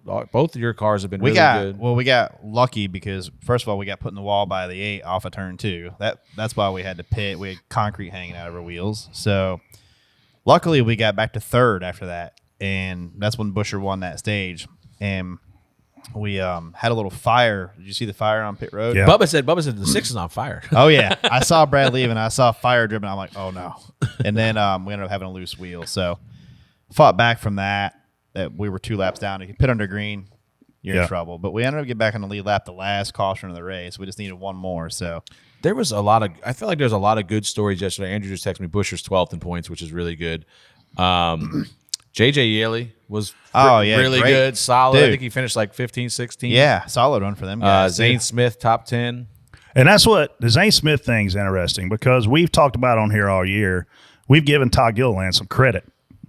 Well, clearly it ain't Todd Gilliland because this team, Well, it ain't just Todd. this ain't just Todd Gilliland. I mean, because Todd's had a great year. Though. clearly this team, though, is a lot better than they were even a year ago. Yeah, they got Yeah. a new crew chief this year, Ryan Berganti from Burgundy, He's from up my way, Stafford. Well, you look at what they're accomplishing, no matter who's driving, like they're light years ahead of where they Yeah, were. I think Todd's done a great Now, job, he too. made a terrible pit call yesterday. Oh, I know. That When he stopped me stayed from out getting on a wave 18 around. lap tires or whatever it was, if he doesn't get back-to-back cautions right there, he's dead because he went from leading to 6th in 2 corners. It was weird. Yeah. That was that. I don't know where you guys were at that point, but we were probably 2 laps. We were coming to pit road, and we're coming around to pit road, and Booty said, "We're staying," and I said, "All right, 10-4." And I said, "Usually I'll ask Booty like, we're staying no matter what," and usually he'll say yes, but I could tell this was not one of them instances. So then we were coming. I'm one on car. 1002, and I'm I'm like, they're all coming. They're all, and I think he said pit, but I just said pit because we're not gonna be that one. And it looked like the 38 had like instant regret because he rode right next to us, like, oh, I should have probably came right there, but he did a phenomenal job. I'll tell you who was really good yesterday. Really good at relative, but like the 47 was top 10 all day long, and they did a good job. they've had speed. The last month, they've had speed really Kansas, all where else year. were they fast at? Darlington, yeah. They had a left rear flat late, but Yeah. they've been really good all year. Really, they're up there. Obviously, he's one of them guys. Like he wins Daytona, and you're like, well, all right, he's going to get in, and that's it. Because he's probably been like 25th in points the last couple of years. They've been solid, and they're up there. I think they're around us or ahead of us, 14, 15. I think something we had like a that. top 5 car. I mean, I think we had a top 5 car. Just the long racing. You had 99 problems. Let me ask you one more question. What? Why is Jimmie Johnson doing this? He loves I racing. actually just Give a sent damn somebody. break. I actually just sent somebody a text about him. It's Jimmie Johnson. He does what he wants. It goes back to what me and Jamie McMurray said on this show. Like, we want to remember Jimmie as the greatest of all time. We want to remember him as the 80-plus race wins or whatever it is he's got. Jimmy don't care how you want to remember. I know Jimmy's that. doing what Jimmy wants to do. I know that. I mean, I just had a conversation with a country music singer about music that he's putting out, and I'm like, you don't need to put a song out unless it's going to go to number 1 because you're a legacy guy now, right? So It just listen. But if he likes, Jimmy let him wants to do it. race, he's going to race. It ain't going to matter what Brett Griffin says, Freddie Kraft says, Casey Bode. It ain't going to matter. But we just don't want to see him struggle. And yesterday, I don't know how much you guys were watching because obviously it was off turn 2, and he was probably running about 28 to 30th. Bodie and I were sitting in the stands, and there was a fan that every time Jimmie Johnson came by, this guy stood up and took his hat off and tipped his hat, or he stood up and did like this. He was making a motion every time Jimmie Johnson made a lap. But Jimmy came off 2, got in some dirty air, lost it. But then later in the race, he came up on somebody like he had no idea he was covered on his outside. And you don't want to see the greatest to ever do it out there making mistakes and looking human. But you know what, though? Because he wasn't human. That guy, that shows you how challenging it really is when he comes, to drive these cars. That shows you how good these guys are. Jimmie Johnson, one of the greatest, he would spin out and come right back to the front. And that shows you how tough this sport is. And I don't care. Jimmy went and raced Indy cars 15 years ago.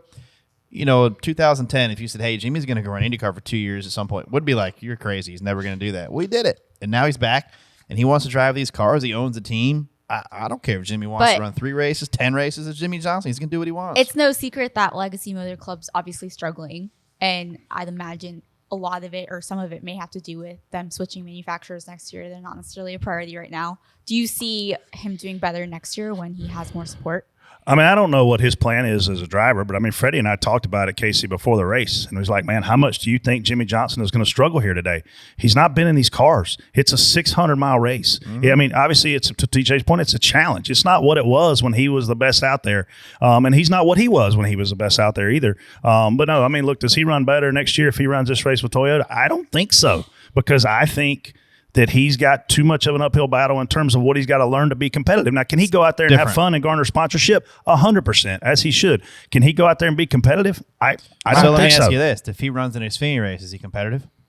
Yes. Yes, if he's in good cars. Yeah. So if he there's 3 or 4 teams. If he got into a colleague car one race, does he run good? He's competitive 100%. Yeah, because that's more of his style. I don't think anybody's going to go, is Jimmie Johnson the greatest? Well, he ran them 3 races that year in 2023 and sucked. Like, nobody cares. It's not going to tarnish his legacy. I'm just glad he's there, why man. are you I'm doing glad this? He's back having fun. I watched Terry Labonte, Bobby Labonte, all them guys that were freaking champions, phenomenal race car drivers, get into, and Jimmy's not in crappy equipment, don't get me wrong, but like you watch those guys just fade away. I mean, Darrell Waltrip missing the Coke 600, and then he's buying Carl Long's ride to get in the race. Like, why, dude? You got 84 Cup wins and 3 championships. Because Why? it makes him happy. Why? Because he wants to. Listen, we've had this conversation about multiple friends that don't need to be doing racing what they're racing, but that's what they know. Man. That's all. what, It's an addiction. We called it. We called racing. He might be at home wishing he was there. I'd rather him be at the track. He's going to be there. But you know what I'm saying, though. I mean, I'd rather. He's involved. I don't care what Jimmy wants to. He can do what he wants. I mean, when Jimmy bought into this Legacy Motor Club, I actually was hoping that like it was him and Dale Jr. I was hoping that was going to be, because you hear Legacy, right? You think Richard Petty, you think Jimmie Johnson, you think Dale Earnhardt, Jeff Gordon, Tony Stewart. There's not many legacy race car drivers in our world, in my mind. But I think of Dale Jr. as a legacy guy. Like, so when he named it that, I was like, man, maybe, because we all want Dale Jr. to be a Cup Series owner. Right? And it ain't a secret. Everybody does. Yeah. So I don't know. Anyway, Legacy Motor Club, I was like, man, maybe this is it, but it wasn't. All right, well, it's time for the DVC A main, where we catch up on all things dirt. And I would like to start this off by giving a shout out to Casey Kane, who won Husitz or whatever, at right? Husitz in the 410. So congratulations to him. Was it Outlaw race or no? Yep. Oh, no, it wasn't. No, it wasn't Outlaw. race. It was a local because show. he's been trying to get a World Outlaw win for a while. Nope, it wasn't. But it was on Big Dirt win. Vision. He needed that, though. It was great. Really, really great. That's good. I seen our buddy Nick Hoffman won his first World Outlaw late model race. That was early. I feel like that was a month ago. I feel like this is the longest weekend of my life. 2 weeks. 2 weeks, man.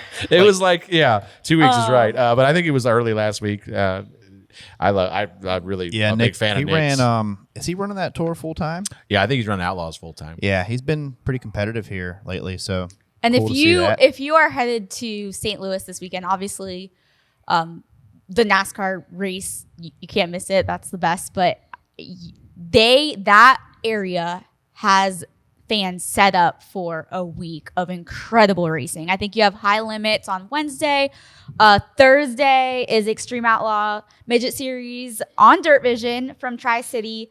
Friday and Saturday, Wayne County.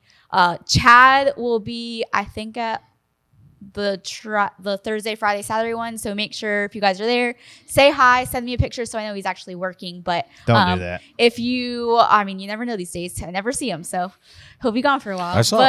I saw one video of these guys fighting, like Shootout and Shootout? Bill Rose. Yep. What? Yeah. It was at the Outlaw race.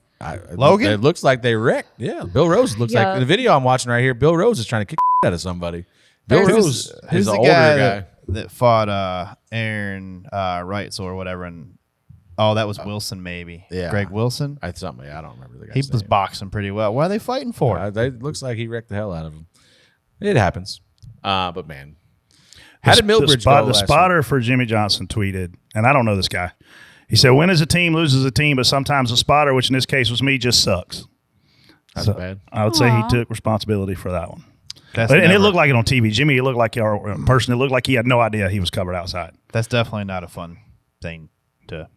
Not ideal. That's not fun to. Some drivers say you don't even need spotters anymore. The cameras are so good. So maybe he didn't have one. I'm gonna go ahead and tell you, as quick as that guy backed up in these last month or he better.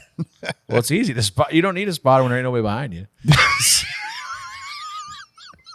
Jesus, that took a left quick. Well, Take it right and get us back on track, Casey. My bad. I was not expecting that one. Don't forget. TJ hung his balls way out there on that comment. Wow. I'm just messing with him. I feel bad. Listen, I love him, but I can't watch him. I feel terrible. I know, man. It's so you're like, who's that? Damn, really? Again?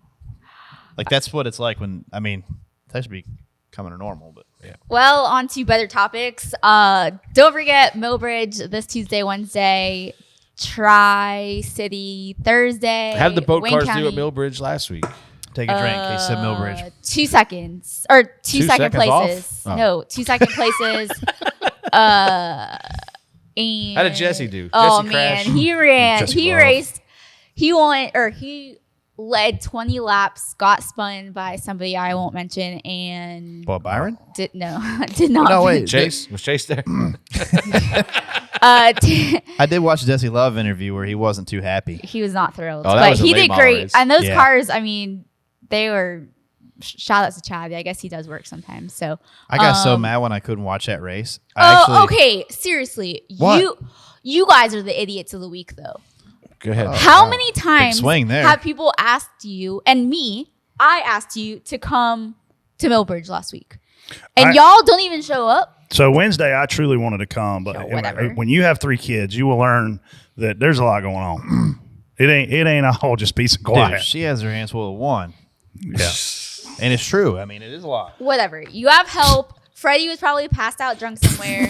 Shout out to everyone who did come to Millbridge. I know I met a few DBC listeners, so thank you guys. It was great meeting you all, and you 3 suck. Sounds like it was just an appearance for you.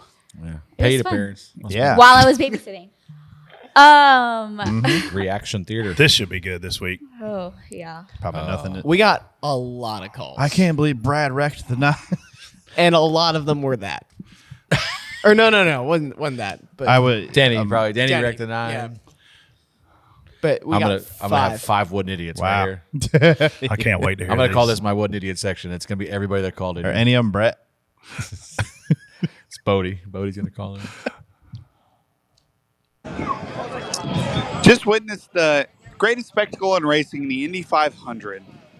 Throughout the entire race, I was able to message my friends, Snapchat my friends, check Twitter to see what's going on with the Coke 600 this afternoon. But when I go to a truck race at any speedway with a 10th of the fans, I cannot get on my phone to even send a text message. I think NASCAR needs to do a little bit better. Look, I'm all for this guy saying this. I think NASCAR needs to step in and have certain requirements on the technology side for fans, just like they do have certain requirements on the safety side for drivers. It's amazing that 300,000 people were in the same spot and their phones worked. I was getting text and messages all day long from people that were at the racetrack in Indy. And in Charlotte yesterday, if I wasn't on the spotter stand, my phone didn't work. And this is how you promote. How many pictures? Casey, what is that Twitter handle. It's like Indy Indy 500 pics. Yep. How many of those pictures did you see pop up yesterday, or just Instagram videos, or like friends that are there? Like that's how you get your name out, like your product out there is people sharing it. And to your point, nobody could. I don't see many, like a couple of my close friends that are here that live in Charlotte. I know were at the race, and I've seen some stories, but you can't. The reason why you don't see it is because you can't take a picture and send it. No. You can't do it, or a video and send it. Like unless you have some kind of Wi-Fi, which is the only way you're getting Wi-Fi is on the roof with us, or if you have a media pass, or if you know somebody to at hauler. Wilkesboro, I used the Fans first one. It was phenomenal. and it was fast. Guess who Super owns good. North Wilkesboro? Not me. The same people who own Charlotte. So was there, I didn't invest even in that see- property. Was there a fans first yesterday? I didn't. I found it at one spot, and I was near the main entrance there, and I did get on fans first for a hot minute, but I went 100 yards the other way, and it was over. They can fix it. It just requires an investment. And these tracks, when they sign that dang 10-year TV deal, they get made tens of millions of dollars. Like, spend the money, make our venues awesome, and Everything It's free revolves around. It's free promotion. Everything revolves around social media, and you get to do that. You have to have connection, but it's your number one marketing tool on the day of your event. it's Denny. Yeah, holy am I going to be hungover tomorrow at work? Holy 59 races since playing the last one. Me sideways. Thank God that losing streak is over. Even Mickey Mouse ears got wrecked. Hell, he might even get suspended. I sure hope so, according to historic data, or however the you guys say it. I don't know. I'm going to be hungover tomorrow. You guys have a great day. What does screw him sideways mean? Who the hell's Mickey Mouse? Yeah, wait. I That think guy, it was Chase in that. he lives in Orlando. Who got the Mickey Mouse win? Did Kyle say that? Yeah, Bowman, I think. Or no, no, it was I an think it was Xfinity Kyle. driver, wasn't it? No, I think it was Kyle. Kyle said it about somebody, or Well, maybe it that- was when Stenhouse won the 500. I could have swore it was like Chandler Smith or somebody that said it. I don't think it was Chandler. Well, hope that I thought guy's Zane feeling won great that today. race. It was. Zane won the race, and somebody said it, but whatever. No doubt in my mind, Denny deserved it. He's always about somebody else rubbing on him. He adores Chase, and then he thinks it's all good. He deserved it. Hey, listen, you can. I'm fine with you feeling like that. I just hope you don't cry tomorrow when Chase is suspended. I don't think bumping into somebody warrants getting right reared. No, I mean I just said it on here 100 times. It's never. That's the worst thing you could do at a racetrack.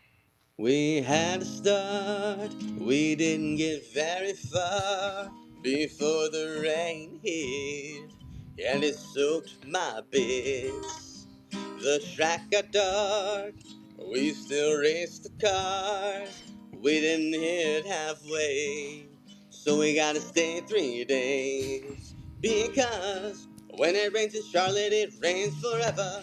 Don't wanna lose the track altogether. Said we need to start a vortex. DW invented it, and that's the trick. Now that it's raining more than ever, we've still got to race to the checker. Let's give the field 40 umbrellas. Let's all race with an umbrella. Ella, Boogie T-E. Let's race with an umbrella. Ella, Boogie T-E. Boogie T. That's clever. That was a good one. Did I you like that song. did you guys know the person that invented the umbrella was going to call it a umbrella, but he hesitated? You're an idiot. You're complete. Where'd you come up with that one? I just got that. It took you long enough. Yeah. Abby, did you get that? She's not paying She attention. did- she Y'all- did- you're she boring her. tuned you out 3 hours ago, and you called her that girl. Well, that's what I do. The guy.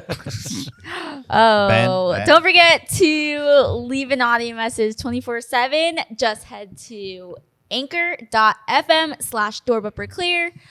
Andrew and Bartender Ben will keep picking the best ones each week. Just me. Oh. No more Ben. Bartender Ben has disappeared. Where'd he go? He gone. What happened? Damn, I like Ben. Me too. He's I mean, we can still he's like still him. working with 30 Mile. Yeah. Just not Oh, on the show anymore. what Got show? Is he reasons. on the other one? Speed Street. Oh, that's Sad. cool. So we lose more people to other. It's like they tell the social media people, "Hey, don't promote DBC." Oh, you're we talking don't, about we them don't want talking about DBC us. to be bigger. No, yeah, Oh, they definitely. here than we the go download. again. That's what I think is God a forbid we get a- conspiracy inside of the God company. forbid we get a pin tweet. It may even be starting at Dell Jr. Yeah, God forbid we get a Yeah. pinned tweet or get tagged, like or retweet. I can't even get retweeted on this account It anymore. probably Well, if we takes, weren't like, going to get 4 support votes to before, get we're one. definitely not going to get Brett, support. we try to tag you, but your account doesn't allow. You can tag He's me. blocked to be too many tagged. people. Yeah. I'm kidding. Are you though? No. Let's move on to Ask DBC. Send in your questions on Twitter each week using hashtag AskDBC. This first one is from Steven. In what order would you rate the 3 races from this weekend in terms of entertainment? Wow. And what was the best part of each? That's Steven Steffen. I assume he's talking about the main race, like the Monaco, Indy 500. Yeah. Indy, NASCAR. NASCAR, Indy, Monaco. Monaco's last. Monaco's Like it 6 ain't even laps down. third. Yeah, it ain't even The third. best thing about Monaco is honestly is when it's just over. the pre-race when the guy walks. They get what's his name? The old driver. What's the guy? that guy. The grid walk. Oh, that one. He's so important. What do you know his name? No, that's what I didn't. It's not my story. It's an old driver. But did you see the Red Bull guy like shoo him away? Oh, Like yeah. they have a big bodyguard guy, and the guy's like he cussed at him. He's like, "Get the." Speaking of big bodyguard, The Red Bull guys, guy. Oh, let me come ask on, you a man. question. No, so you, TJ, do you not know names at all in anything? dude, this guy doesn't have it. But no, I think, don't quote me on this. I think his name is Stan. How the fuck does that one security guy know where to be all the time? Yeah. He was in the middle of that obviously Ross he has and a Noah good deal. sense. He knows what he's He doing. was in the middle of the Bubba Aric deal yesterday. Like He was probably like a former Navy SEAL or something. Those guys are serious. He might have somebody told me ESPN. his name was Stan. I think last night. Stan? That's what somebody Stan the man. Stan the man. Stan knew what he was doing. I ain't He messing was with ready. Stan. Stan's for a it. big dude. I ain't messing Yeah. with Stan. Okay, so then IndyCar, Indy 500, there's Coke 600. I mean, I want to say Indy, Coke 600, and Monaco, but I just can't because that Coke 600 was phenomenal. I mean, it was 8 hours long, it seemed like, but it was truly like I was afraid that the Coke 600 blew its wad in stage 1 because it was so good. And stage 2 wasn't quite as good as stage 1, but stage 3 and stage 4 were phenomenal. So I tell you what I'm going to do. I'm going to change my mind. I'm going to go with a NASCAR race first because the entire race was great. I only thought half of the Indy 500 was great. So NASCAR, Indy, Monaco. I'm going Indy, NASCAR, and then Monaco. Freddie? He already told you. Oh, yeah, I did. There was a dirt Keeping race. up's hard. Wasn't there an outlaw race Sunday night? Get your glove on. There was. I would put that in front of the Monaco race. Stick on so the ice. We gotta get back in the game. Watch this guy, Brett. At least I show up. All right. This next one is from Jill. Occasionally. On Chill.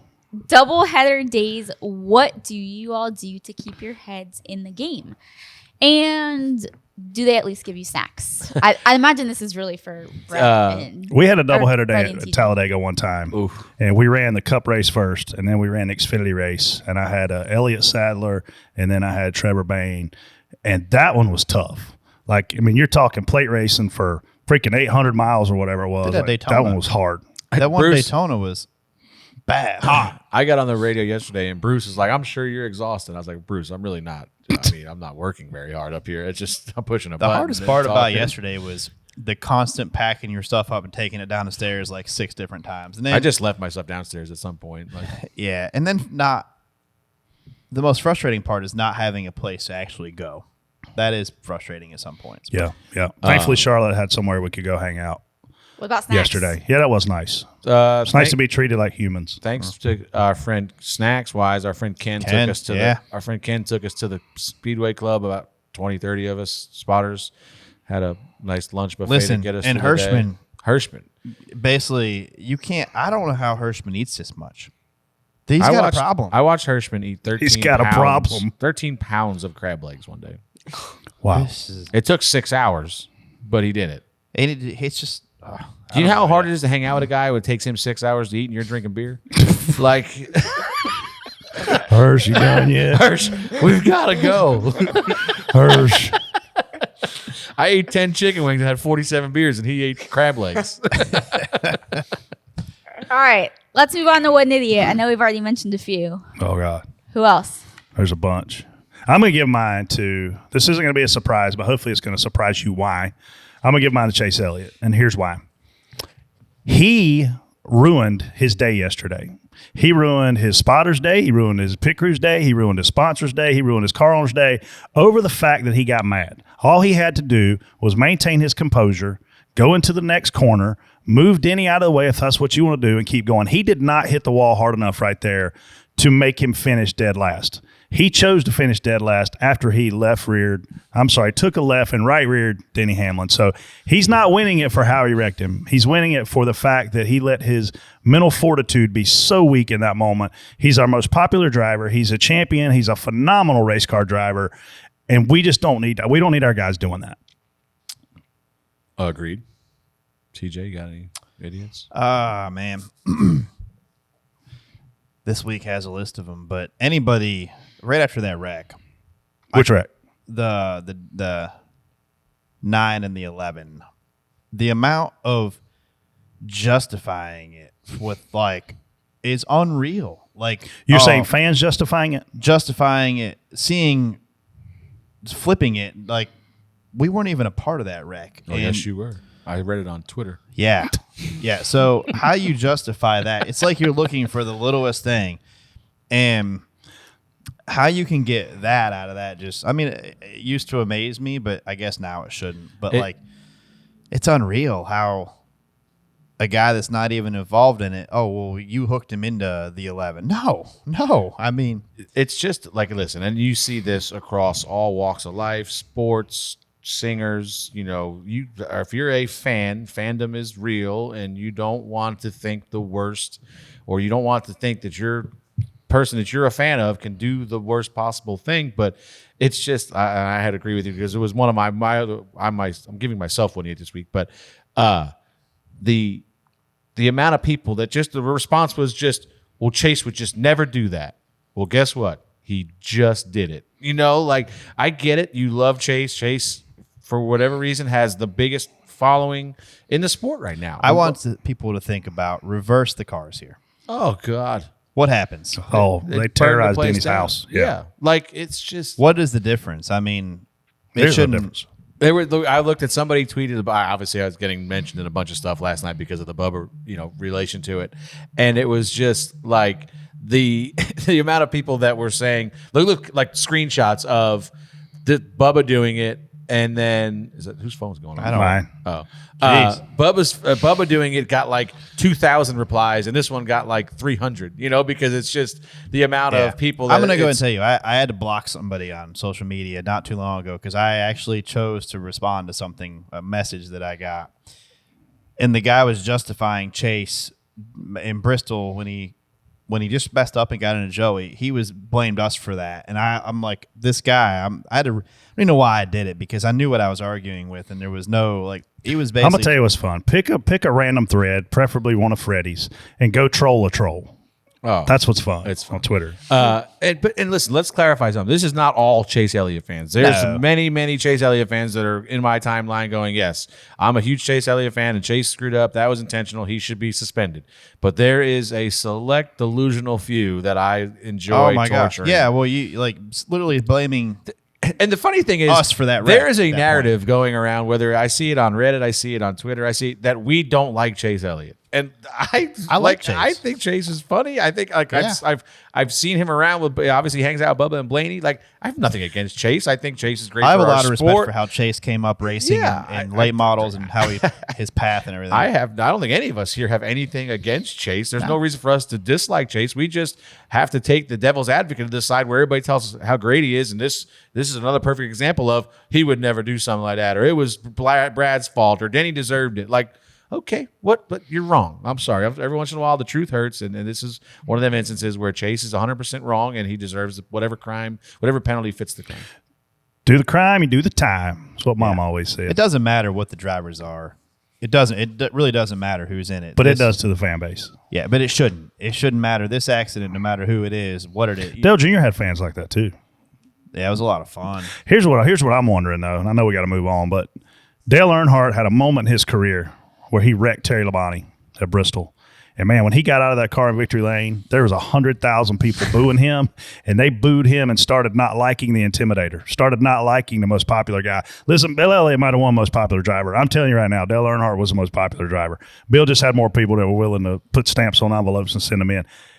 I'm wondering if Chase doesn't get booed from this, if Chase doesn't lose his fan base from this. If Chase would have done this to William Byron or pick a fan favorite, somebody else that the fans Kyle Busch, the fact that he did it to Denny, and Denny's already one of the guys that gets booed weekly. Why do people not like Denny? I couldn't. Can we do a focus group? He said a lot of He's dumb outspoken. He's outspoken. I'll pay each fan $20. We'll hold a focus group after the podcast. We can do it right here. Get a case of beer and sit around and I want to hear valid reasons of why do you not like Denny Hamlin?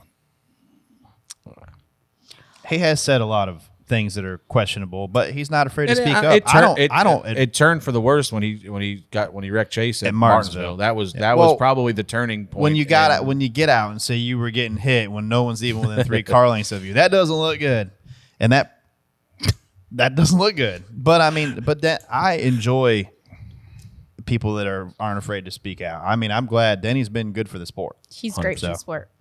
Well, before we head into DBC picks, I do want to give a shout out. I know we didn't talk about the Xfinity race a ton, but a shout out to Junior Motorsports and Justin Allgaier, 7 years for the 7 cars. So he has won an Xfinity Series race in 7 straight seasons, which is now a record by a non-full-time Cup Series driver. All I'm going to tell you about Justin Allgaier is if you ever get a chance to meet him, he is genuinely one of the nicest people in the garage.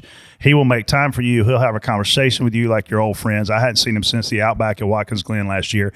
We talked for 15 or 20 minutes. Just a genuine good dude, right? So, and listen, there's a lot of genuine good dudes in here. Tyler Reddick yesterday, I texted him a picture of Bodie standing by the Jumpman car, and he said, hey, bring him by the hauler in 20 minutes. I want to say, hey, he'd never met Bodie. Like, there are some genuine good dudes in this garage, and I'm going to take a minute to give Justin a shout out for being just that. Obviously a good race car driver. Personally, I think he has a talent to be in the Cup Series. Just the way that his path worked out and where he ended up in Cup, he was with a bad team with old equipment and slow cars. So, again, really good dude. Congrats to them. Congrats to JRM.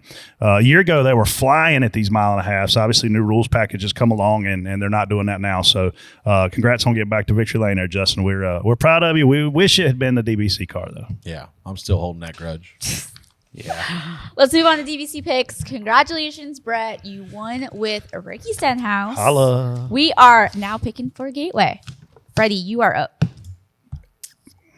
Damn, Freddie. One. Seems like a good week to pick old Denny Hamlin.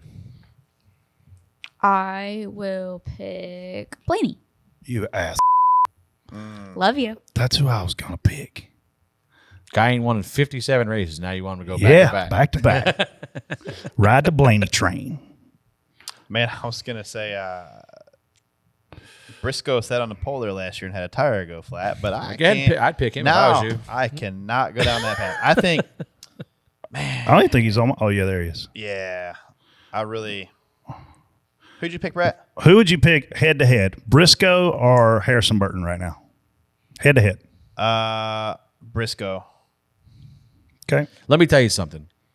For as slow as Briscoe's car seems like it's been the last month or so. Dude drove his. He finishes in the top 20. That's what I'm saying. His pit crew is phenomenal. His pit crew gets him a bunch of spots every time. 7 or 8 spots. And they figure out how to manipulate the race. So when I looked up one time, like he was literally the first run I thought he was the slowest car. I didn't recognize his car, and I'm looking at it. Is it 14? The 78 passed him on the first run of the race. And then I looked up at the end, and he's running 11th on a restart. I was like, unbelievable. They did that last year. They stole points in the series, in the playoffs. Like, they do a very good job of making a lot with a little at the moment because they are struggling. I think I'm gonna go with this guy's been didn't have a greatest week there, but I think he's gonna get it turned around. I'm gonna go with Ross Chastain. That's a good one. I couldn't pick him. He's already grayed out for me. Man, y'all, I think I've blown through a bunch of good picks here. Wonder if Josh Berry will be driving this weekend. Who do you think? Well, he's in Portland. I mean, they have to bring him back. AJ did Portland and St. Louis last year. They'd have to bring him back. This is a good track for the AJ race too. I feel like this could be a good run for AJ.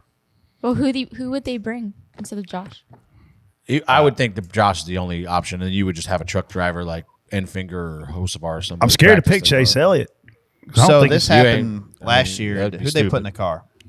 Ben Rhodes practiced the car at Spire, didn't he? I don't Or he run the race. Yeah, he practiced the car. Remember he? For Collick? He crashed. Yes. Yeah, he got in the Collick car and crashed it. Yes. He said, the only thing we don't want you to do here is crash it. Guess what he did? Drove it into the was Ben fence. Rhodes? So Was it Ben Rhodes or Zane Smith? nah, No, Zane Zane drove ran the the 17. Zane ran the race. I don't remember who it was. It was Ben It was Rhodes Ben. in a Collick car. Practiced it for AJ.